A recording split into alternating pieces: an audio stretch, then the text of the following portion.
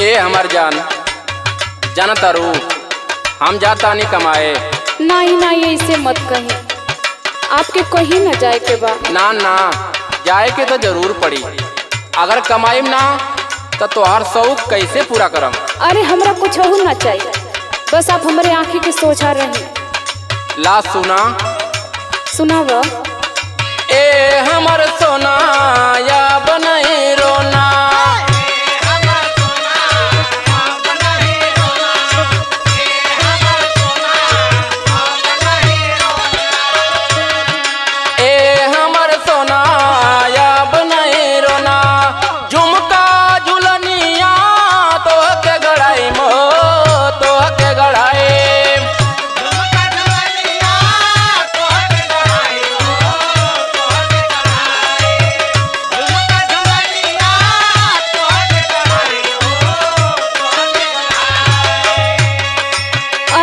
झुमका झुलनी कुछ हो ना चाहिए, हमार कुल शौक सिंगार तो तू ही बड़ा ना। सुनो बोला। ए हमर राजा छोड़ के तो ना जा,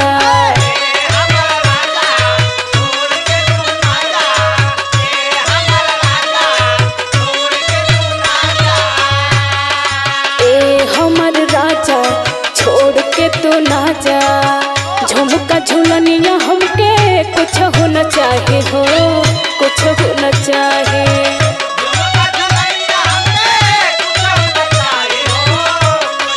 हमके कुछ होना चाहिए। अरे ऐसे मत कहा।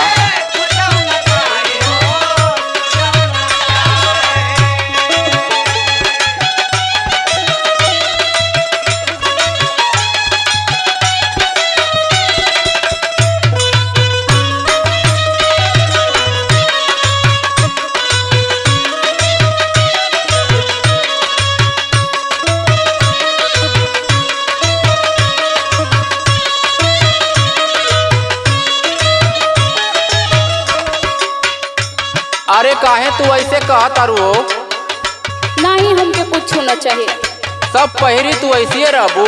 हमके मीठ मीठ बोल के फुसलाई मत, हमके ना चाहिए। सुना हमार सोना। सुनाव। हंसलू तलाग जैसे हंसले चदनिया,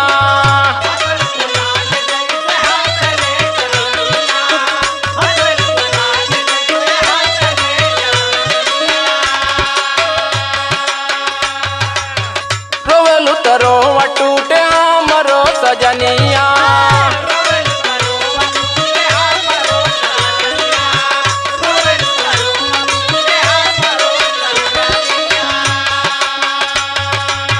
हंसलू तलाग जैसे हंसले चदनिया, रोवलू तो रोवा टूटे हमरो सजनिया।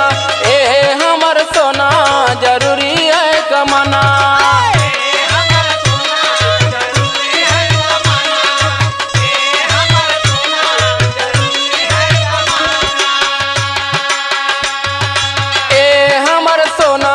जरूरी है कमाना। लहंगा चुनरिया तोह के लिए मो तोह के लिए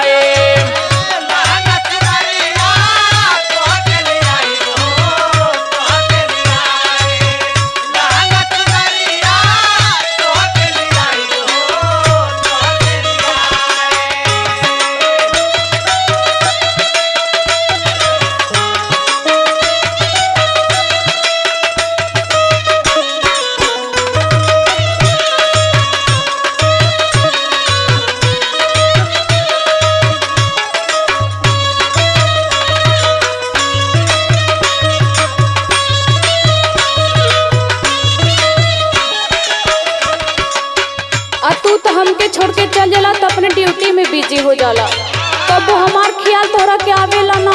ऐसन बात ना है। तोहरे ही समझ में ना आवेला कि हमार कैसे बीतत हुई। सुनो सुनावा। तोरा बिन मोहन मोर लागी ना सजनवा,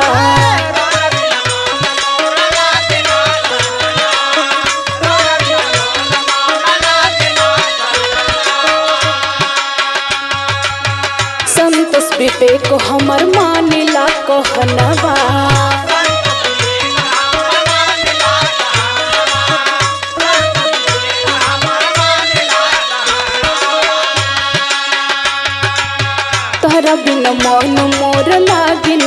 सजनवा।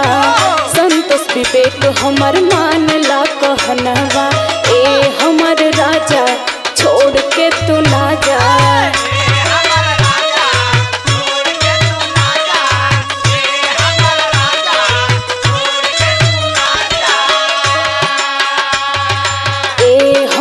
राजा छोड़ के तू ना जा।